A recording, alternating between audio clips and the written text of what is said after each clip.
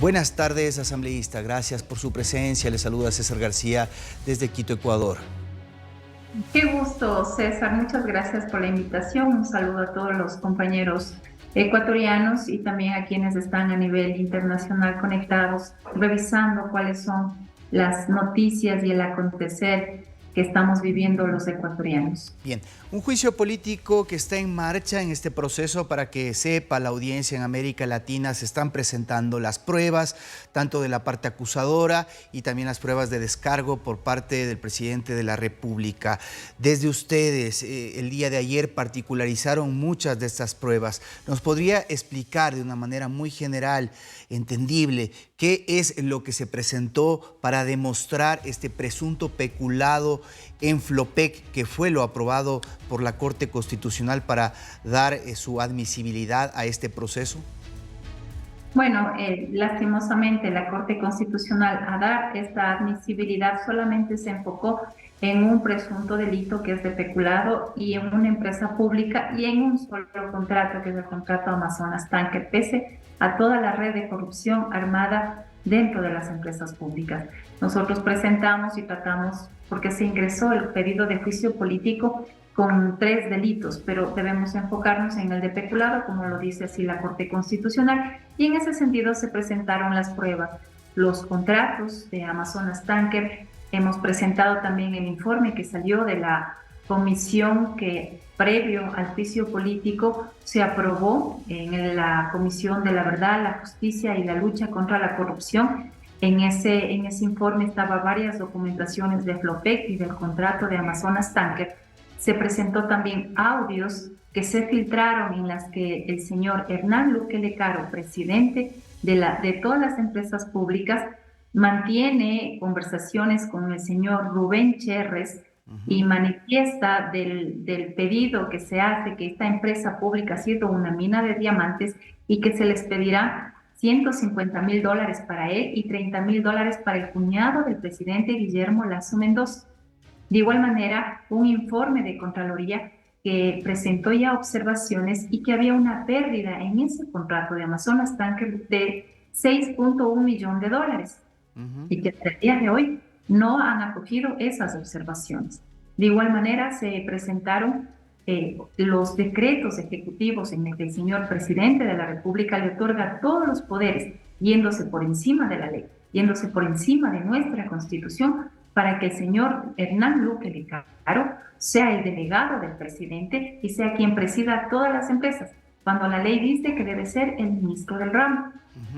También se presentó el pedido de comparecencias del Contralor, del Procurador General del Estado, del Gerente General de la empresa pública Flopec, de los ex gerentes también de la empresa pública Flopec, que han estado en el periodo de Guillermo Lasso Mendoza, de otras personas también que están dentro de toda la política. Ahora, Mireya, para poder un poco contextualizar a nuestra audiencia, Flopec es una empresa pública acá en el Ecuador que se dedica a la transportación del crudo ecuatoriano.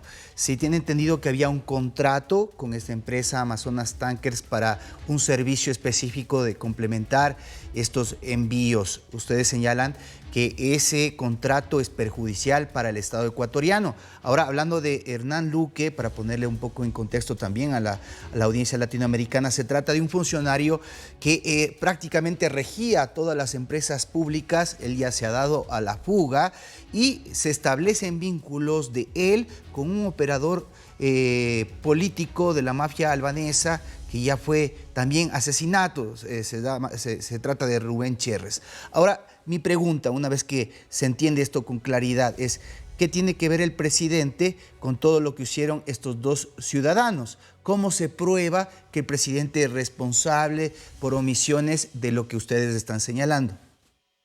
Bueno, no es por omisiones, sino directamente se podría decir una responsabilidad solidaria del presidente con todo lo que ha hecho el representante de él, que es el señor Hernán Luque Lecaro, en las empresas públicas, especialmente en la de Flopec. Flopec es la empresa que se encarga del transporte de pesados y también de limpios, es decir, de petróleo y de todo lo que se deriva del petróleo que ingresa. Pero el presidente, yo me imagino, puede decir ahí, ¿y yo qué tengo que ver? Si yo designé a una persona que yo pensé que era honesta y se corrompió. Entonces esa seguramente será la dinámica en el juicio político. ¿Ustedes qué le van a responder? Ha dicho eso, pero es que él está dando un decreto para que sea el representante de él. Sea usted mis ojos y tome las decisiones en las empresas públicas, y estaba bien. Le tenía que poner como presidente de ENCO para que dirija las empresas públicas, pero ser el presidente en cada una de estas empresas públicas no le permitía la ley. Nosotros tenemos una ley en la que dice que el ministro del ramo tiene que presidir las empresas públicas, porque son los ministros quienes a través de la Constitución dicen que ellos son los que pueden generar política pública.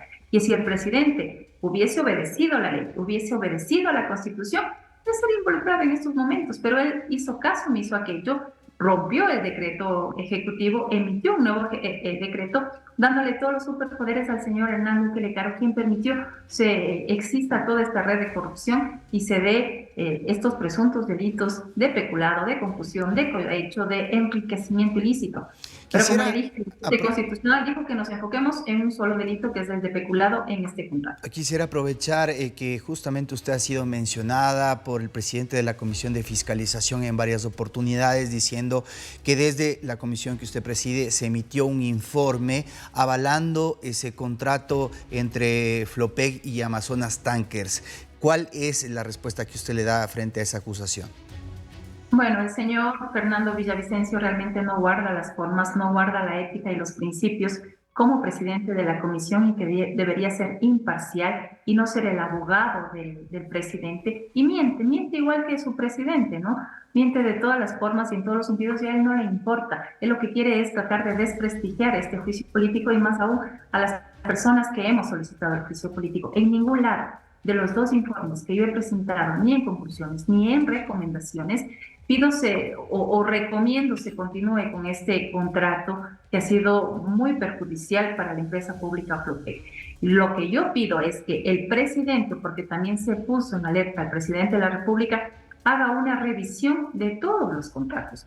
Nosotros tenemos que respetar la ley, tenemos que respetar la Constitución, y nuestra ley dice que nosotros somos quienes ponemos el precio de todo el transporte, de lo que llega o de lo que salga, y eso no se estaba dando con los clientes. Aparte, nosotros debemos mantener, si tenemos un contrato como empresa pública Flopec, en ese contrato mantener el 50% de participación, y eso tampoco se estaba dando. Ahora, y yo puse al presidente y pedía se haga una revisión de todos los contratos firmados dentro de la empresa pública Flopec. Y el señor Fernando Villavicencio, no sé en qué parte lee que yo estoy recomendando eso. Es una persona, es un mentiroso, es un cínico, y que en verdad ya no guarda las puertas. Ahora, esto finalmente se va a resolver en el juicio político con 92 votos, que es lo que se necesita para censurar al presidente de la República. Más allá de este proceso, que sin duda alguna tiene que guardar las formas, tiene que obedecer al proceso legislativo, la política es la política. Y si tiene los votos, finalmente esto puede terminar haciendo historia acá en el Ecuador. ¿Usted conoce en específico en la bancada de Pachacutic de varias de las denuncias que han venido trascendiéndose sobre la compra de conciencias? ¿Hay movimientos que usted podría argumentar que van en la dirección de comprar votos, así de claro? Bueno, se escucha eso en los pasillos, se escucha que está aquí en la Asamblea Nacional. El ministro de Gobierno, lo ha dicho el jefe de bancada de Pachacutic, que ya ha hablado con el ministro de Gobierno, con el señor Cucalón, y lastimosamente hay intereses personales que están ellos conservando esos intereses y no en favor de lo que ahora los ecuatorianos necesitamos, quitarnos de encima a un presidente que es un problema para todos nosotros, un presidente que no ha sabido gobernar, un presidente mentiroso, inepto. Mire cómo nos tiene a todos los ecuatorianos en una inseguridad altísima, que tenemos presupuesto para esta parte social, para la seguridad, y que no ha podido ser ejecutado. 0% el primer trimestre, 0% de ejecución para lo que es seguridad. Esa clase de presidente tenemos, pero esperemos que todos los asambleístas tomen conciencia de lo que estamos pasando y el futuro que vamos a dejar a nuestros jóvenes, a nuestros niños, a nuestras generaciones que siguen atrás de nosotros y no estemos en favor de los intereses personales, vendiendo nuestras conciencias a cargo de cargos o a cargo de dinero. Pero se escucha eso acá en la Asamblea Nacional y no lo digo yo, como le dije, ya lo dijo incluso el propio jefe de bancada de Pachacuti, que ya ha estado hablando con el ministro de Gobierno, el señor Bucalú. Muy bien. Gracias, Mireya Pazmiño, quien ha sido muy específica en cuáles son las pruebas que han presentado de momento y también un análisis desde lo subjetivo de cómo está pasando el ambiente en el interior de la Asamblea de cara a este juicio político que les mantendremos informados aquí en DNews. Muchas gracias, asambleísta. Buenas tardes. A usted, César. Muchas gracias por la invitación. Una buena tarde.